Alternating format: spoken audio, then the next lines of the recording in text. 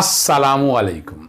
मोहम्मद अज़हर सिद्दीक अपने programme political diaries के साथ हाजिर खिदमत है। दो इश्यूज़ पे गुफ्तगू करनी है।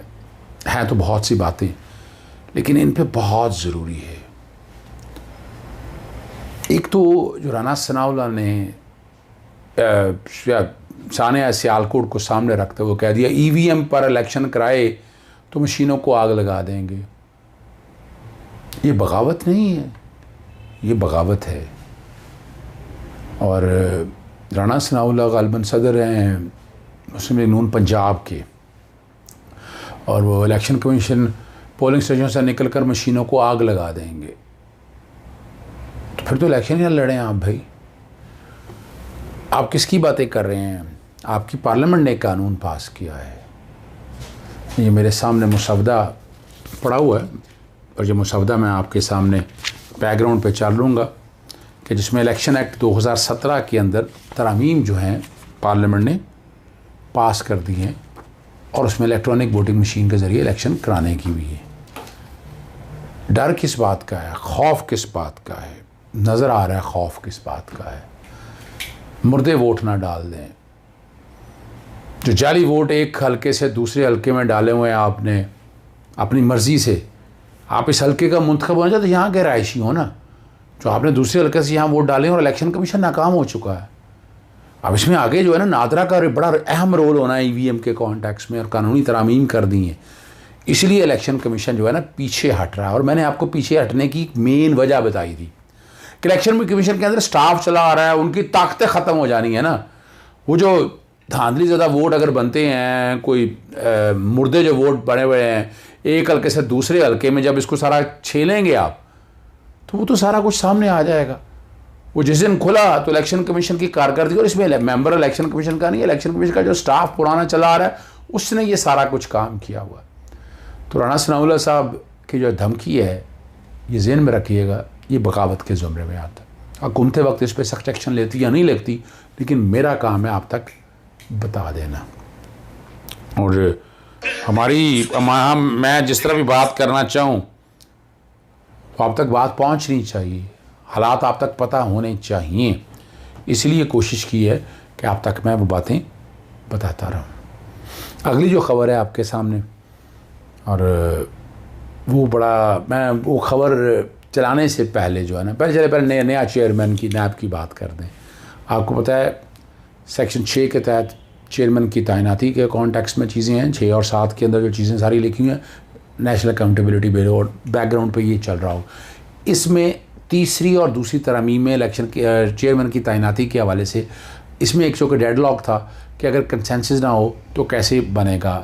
आपको पता है केयर टेकर सेटअप के हवाले से, चीफ इलेक्शन कमिश्नर के हवाले से, कमिश्नर के हवाले से ये है कि पार्लियामानी कमेटी के पास नाम जाएंगे, वो आगे तजवीज़ करेंगे, प्रोसेस होगा। यहाँ जो कि वैक्यूम था तो उस वैक्यूम को पूरा किया है, और चेयरमैन के नाम करें चेयरमैन के हवाले से। जो कि एक वजह याद रखिएगा, मैं इसलिए क्लियर कर रहा हूँ कि ये सारी ये जो अमेंडमेंट है ना, सेकंड अमेंडमेंट और थर्ड अमेंडमेंट बैकग्राउंड पे चल रही है आपके, वो आप देख सकेंगे। आप वो आर्टिकल 89 भी बैकग्राउंड पे चल रहा है। मैं आपको सिखाता हूँ, समझाता हूँ।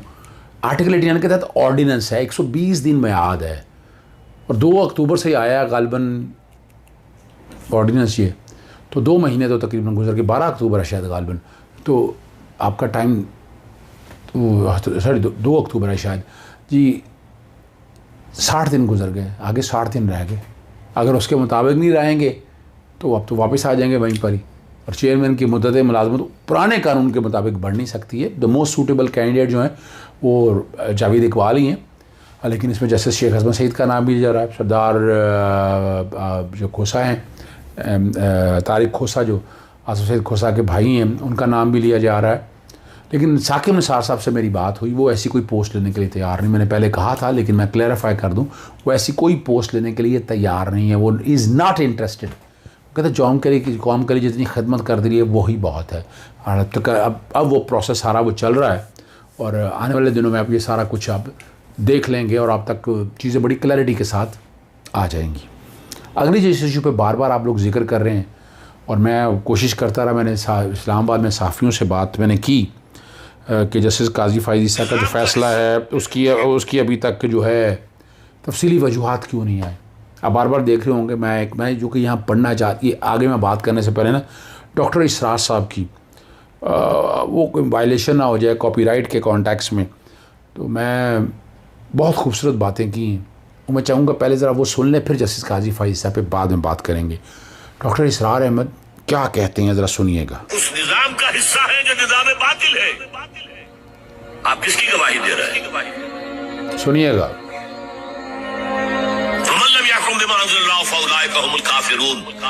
जो फैसले नहीं करते उस चीज के मुताबिक जो अल्लाह ने नाज़िल की है, वही तो काफिर है। तुमने काफिर किससे समझा है?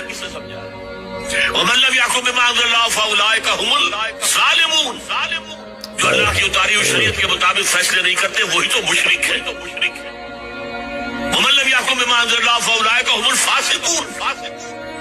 जो अल्लाह की उतारी हुई शरीयत के मुताबिक फैसले नहीं करते वही तो नाहंजार है, फासिक है, गद्दार है, बागी है, सरकश है। ये 3 फतवे हैं मुफ्ती आजम के। मुफ्ती आजम कौन है? अल्लाह। कुरान में ये लफ्ज आया है अल्लाह के लिए। युफ्तीकुम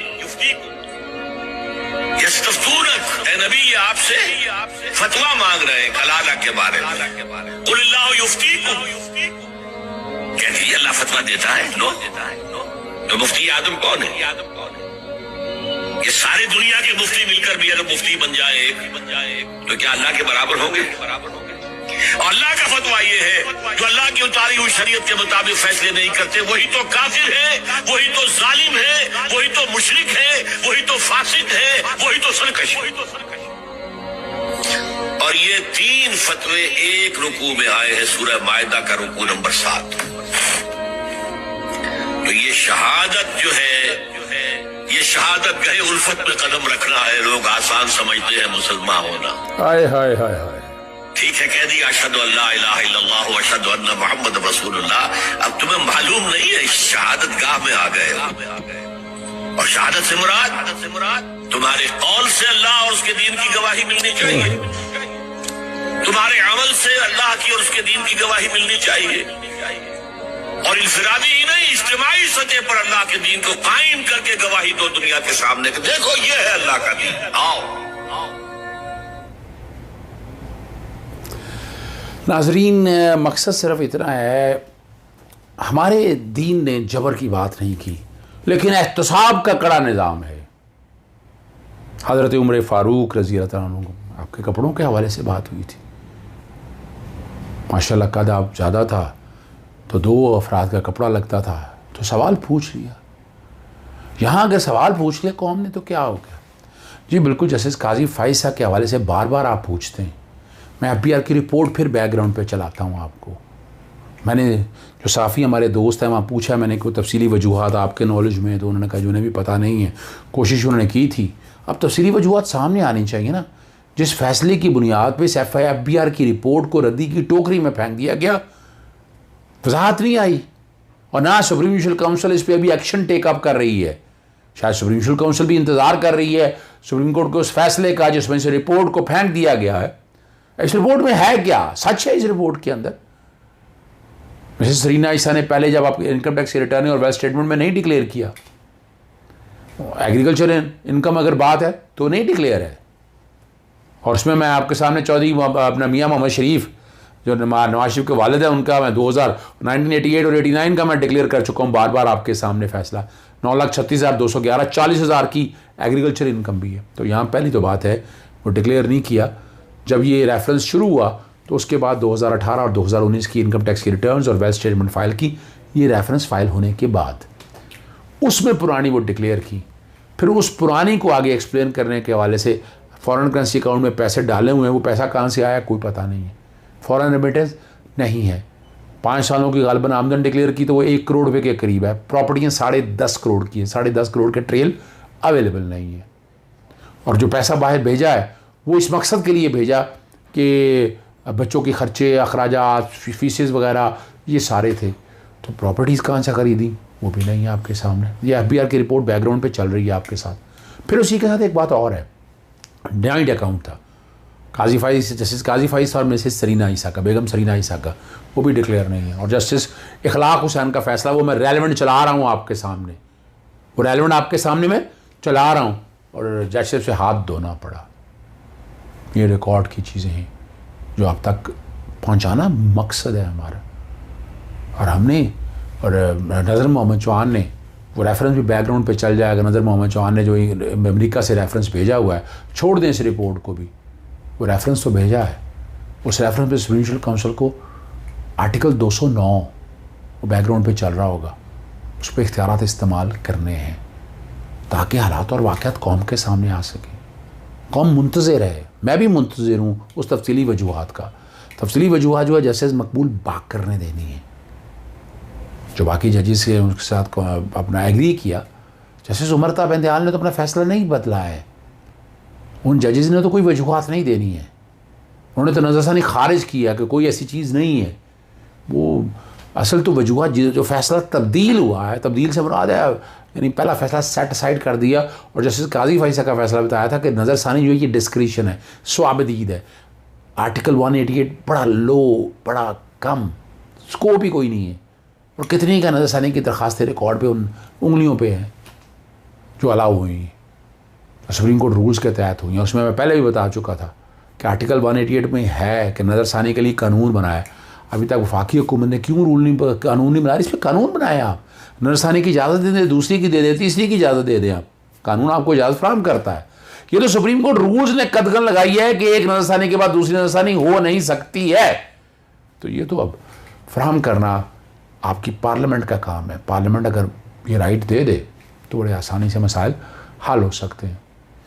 बहरहाल इसकी एक तहकीक ज़रूरी है, और सुप्रीम काउंसिल के पास इख्तियार है उसकी तहकीक करे, और मिसकंडक्ट के मामले में अगर ये केस आता है तो उसको लेकर आए, दूध का दूध और पानी का पानी हो जाए ना। इंसाफ फराहम करना है ना आपको, चाहे वो कितना भी ताकतवर आदमी ना हो। बहरहाल आप भी मुंतज़िर हैं, मैं भी मुंतज़िर हूँ, हम सब मुंतज़िर हैं कि वो तफसीली वजूहात कब आती हैं। इजाज़त चाहूँगा। अस्सलाम वालेकुम, अल्लाह हाफ़िज़, पाकिस्तान जिंदाबाद।